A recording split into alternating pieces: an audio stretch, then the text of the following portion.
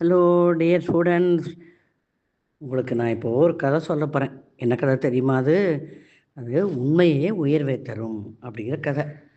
உண்மையை சொன்னால் எப்படி நமக்கு சுவாமிக்கு இதோட கிரேஸ் கிடைக்கும், நம்ம நல்லவனாக இருக்கலாம், நன்னா இருக்கும், நமக்கு நல்லதெல்லாம் கிடைக்கும், சுவாமி கொடுப்பார் அப்படிங்கிறத சொல்கிறது தான் இந்த கதை. ஒரு ஊரில் ஒரு திருடன் இருந்தான். அந்த திருடன் என்ன பண்ணான்? கோவிலில் போய் கூட்டமாக இருக்கிற இடத்துல போய் தானே திருடுவோம். அங்கே போய் திருட போகிறான். அப்போது ஒரு சாது ஏதோ உபன்யாசம் பண்ணியிருக்காரு கோவிலில், எல்லாருக்கும் எல்லாம் சொல்லிட்டு இருக்கார் மக்களுக்கெல்லாம். ஓரமாக உட்காந்து கொஞ்சம் இருட்டட்டும் திருடலான்னு ஓரமாக உட்காந்து கேட்குறான். அவர் என்ன சொல்கிறாருன்னா, எல்லாரும் நல்ல குணத்தை வளர்த்துக்கணும், பொய் சொல்லக்கூடாது, திருடக்கூடாது, அப்படி வரிசையாக எல்லாம் சொல்லிக் கொடுக்குறாரு. அப்புறம் என்ன சொல்ல, நீங்கள் ஏதாவது ஒரு குணத்தை நல்ல குணத்தை பின்பற்றின்னு ஃபாலோ பண்ணினா சுவாமி பகவான் உனக்கு எல்லா நல்ல குணத்தையும் கொடுத்துருவார், நல்லதெல்லாம் செஞ்சு கொடுப்பார் தெரியுமா? அதனால் நீங்கள் நின்று பொய் சொல்லாமல் இருந்து பாருங்க அப்படின்னு சொல்கிறார் சுவாமி. உடனே இவன் பார்க்குறான், அதை கேட்டுக்கிறான். கேட்டோன்னே இவனுக்கு ஆஹா, பொய் சொல்லாமல் இருந்தால் சுவாமி நம்ம ஹெல்ப் பண்ணுவார், எல்லாமே பண்ணுவார், திருடவே வேண்டாமா நம்ம. அப்போ எப்படி செஞ்சுக்கிறது, ரைட்டாக தப்பாக அவர் சொல்கிறது? ஓ, நம்ம இன்றைக்கி ஒரு வாரம் பொய் சொல்லாமல் இருந்து பார்ப்போம், என்ன நடக்கிறதுன்னு பார்க்கலாம் அப்படின்னு நீ பொய் சொல்லக்கூடாதுன்னு தீர்மானம் பண்ணிட்டு போயிடுறான். அடுத்த நாள் ராஜா அரச சபையில் உட்காடுறான். அங்கே சேவகள்லாம் மந்திரிகள்லாம் தர்பார் எல்லாரும் கூடியிருக்கா. திருடன் இன்னும் பிடிக்க முடியலையே அவங்களால, அந்த திருடனை அப்படின்னா முடியலையே மகாராஜா எங்களை மன்னிச்சிருங்கோ அப்படிங்கிறான். பரவாயில்ல, நானே பார்த்துக்கிறேன், நான் அந்த திருடனை கண்டுபிடிச்சிக்கிறேன், முள்ளால் தான் எடுக்கணும், நான் ஐடியா பண்ணிக்கிறதுக்கு அப்படின்னு சொல்லிட்டு ராஜா யோசித்து திருடன் மாதிரி ராத்திரி வேஷம் போட்டுட்டு ராத்திரியில் போகிறான். ராத்திரி 12 மணிக்கு போனால் அந்த திருடன் வரான். இங்கே எத்தாப்பில் பார்த்துட்டு, இது யார் புது திருடனாக இருக்கே, நீ உன்னை பார்த்தது இல்லையே அப்படிங்கிறான்.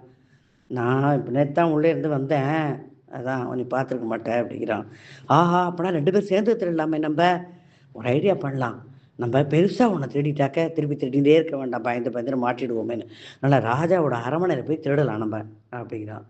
ராஜா நினச்சிக்கிறான், ஆஹா, என் அரமனையிலே திருடுறானே, ரொம்ப பெரிய திருடன் தான் ஆகும் அப்படின்னு நினச்சிக்கிறான். சரி வா, நீ ராத்திரி வா திருடலாங்கிறான். சரி, ராஜாவோட அரமனைக்கு போய் போகிறான். ராத்திரி எல்லாம் 12 மணிக்கு போய் இந்த ராஜா திருடன் நான் வெளியில இருந்து பார்த்துக்கிறேன் காவலுக்கு, நீ உள்ளே போய் எடுத்துன்னு வா கஜான அறையிலேருந்து அப்படிங்கிறான்.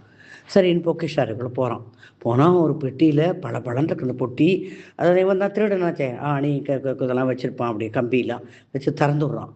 திறந்து பார்த்தா அதில் பல பலன் பெரிய 3 வைரம். அந்த ரூமே பிரகாசமாக எடுத்து பார்த்தா, வாவ், எவ்வளோ வெளிச்சம், அவ்வளோ பெரிய வைரம், சந்தோஷம் தாங்கலை. 3 இருக்கே, எப்படி எடுத்துக்கிறது? சரி, நான் ஒன்று எடுத்துக்கிறேன், அந்த திருடனுக்கு ஒன்று கொடுத்துட்றேன், பங்காளிக்கு ஒன்று கொடுக்கணும்ல, போனால் பொறுத்து ராஜாவுக்கு ஒரு வைரம் வச்சுருவோம், பிரிச்சுக்க முடியாது நம்மளும் அப்படின்னு வச்சுட்டு வந்துடுறான். ரொம்ப சந்தோஷம், நல்ல வேட்டை இன்னைக்கு, பாரு நான் அங்கே தான் இருப்பேன், வேப்ப மரத்தடியில், சேரியில், குப்பத்தடியில், நீ எப்போனா நான் கூப்பிடு, 2 பேர் சேர்ந்துடலாம் அப்படிங்கிறான்.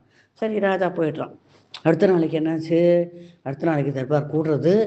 அப்போது அங்கேருந்து பொக்கிஷ அதிகாரி இருக்கான், ஓடி வரான். ராஜா மோசம் போயிட்டோம், அந்த திருடன் நம்ம அரமனையிலே கை வச்சுட்டான், அந்த 3 வைரம் இருந்ததே வேல்யூபெல்லாம் சொல்லிட்டு இருந்தாலே, அதை எல்லாத்தையும் தூக்கின்னு போயிட்டான், மூணையும் அப்படிங்கிறோம். 3ஐயும் தூக்கின்னு போயிட்டானா அப்படிங்கிறார் ராஜா. ஆமாம் ராஜா அப்படிங்கிறார். உடனே ராஜா சொல்கிறான், நீ போய் சொல்கிற, நான் சொல்கிற மாதிரி செய், நீ போய் அந்த அவனை குடிசையிலேருந்து அவனை கூட்டின்னு வா, போய் நான் சொல்கிற இடத்துலேருந்து அப்படின்னா கூட்டின்னு வந்தான். கூட்டின்னு வந்தோடனே அந்த ராஜா கேட்குறான், பயந்து போயிட்டான் அவன் திருடம். ராஜா கேட்குறான், நீ தான் திருடனை வந்த அப்படிங்கிறான். உண்மையை சொல்லணும் ஒத்துட்டுக்கானே, அதனால் ஆமாம் ராஜா, நான் தான் வந்தேன் அப்படின்னா. ஏன் திருடினேன்? 3 வயத்தையும் திருடியிருக்கேனே அப்படின்னா. 3 வயிறு திருட ராஜா, 2 தான் திருடினேன், நானும் என் பங்காளி எடுத்துனேன், 1 வயிறும் அதிலேயே வச்சுவிட்டேன் ராஜாக்காக, நான் பொய் சொல்லவே இல்லை, சத்தியம் பொய் சொல்லக்கூடாதுன்னு தீர்மானம் பண்ணியிருக்கேன் இந்த வாரம், நான் பொய் சொல்லலை அப்படிங்கிறான். உடனே எங்கள் பொக்கிஷ அதிகாரி பார்த்து கேட்குறான் ராஜா, அப்போ 300 வயிறு அங்கே நீ தான் பேக்கெட்டில் போட்டுனுக்க அப்படிங்கிறான். இல்லை ராஜாங்கிறான். இல்லை, நீ பொய் சொல்கிறேன், நான் தான் அந்த இன்னொரு திருடனா வந்தது, எனக்கு தெரியும் அவன் 3 எடுக்கலை, நீ தான் பையில் போட்டுக்க, என்னை செக் பண்ணுவேலாம் அப்படிங்கிறான். பண்ணா வைரம் வாங்கல, போ என்ன சிறையில் போடு, என்ன நிற்க விட போ அப்படின்னு சொல்லிடுறான். சொல்லிட்டா இவனுக்கு பயமாக போச்சு, என் திருடனுக்கு. ஐயோ, ராஜா தான் திருடனா வந்தாரா? அப்போனா ராஜாவோடையே பேசிட்டேன், அரமனையில் திருடனெல்லாம் பண்ணப்படம், ராஜாட்ட போய் இவ்வளோ திருடன் நினச்சின்னு பேசிட்டேனே, எனக்கு என்ன திருடனோட கைப்படுதோ அப்படின்னு பயந்துட்டான். உடனே ராஜா சார், நீ கவலைப்படாத, உனக்கு திருடனாக இருந்தால் நல்ல மனசு இருக்குது, கேடு ஏமாத்தாமல் எனக்கும் ஒரு வைரத்தை கொடுத்து, ராஜாவுக்கு வேற ஒரு வைரத்தை வச்ச, நீ இந்த மாதிரி நல்ல மனசு இருக்கணும், திருடெல்லாம் போக வேண்டாம் அன்பனி, நான் எங்கள் அரமனையில் வேலை கொடுத்தேன், நீ தான் பொக்கிஷ அதிகாரியுமே, நீ பார்த்துக்கோத, அதனால் உனக்கு நீ இனிமேல் கஷ்டப்படணும்னா திருடுதெல்லாம் செய்ய வேண்டாங்களாம். ரொம்ப சந்தோஷம். எல்லாரும் கேட்குறாங்க, ஐயோ, திருடனுக்கு போய் ராஜா பொக்கிஷ அதிகாரி வேலை, ஐயோ அவங்க கையில் எப்படி கொடுக்குறீங்க அப்படின்னு கேட்குறா எல்லாரும் ராஜாவை. ராஜா சொல்கிறான் மந்திரிட்ட, அவனுக்கு தான் பாம்பின்கார் பாம்பு எரியும், யாரெல்லாம் எப்படி திருடுவான்னு அவனுக்கு தான் தெரியணும்னா, அதனால் அவன் திருட்டு பாவம் எல்லாத்தையும் நம்ம பாதுகாத்து ஒழுங்காக வச்சுப்பான், அவன் தான் இனிமேல் தான் அப்படிங்கிறான். ரொம்ப சந்தோஷம் திருடனுக்கு. இனிமேல் நான் எங்கே திருட போகிறேன், எல்லாம் தான் எனக்கு கொடுத்துட்டாரே, நான் போய் அந்த சாது காலில் விழுந்து மன்னிப்பு கேட்குறேன்.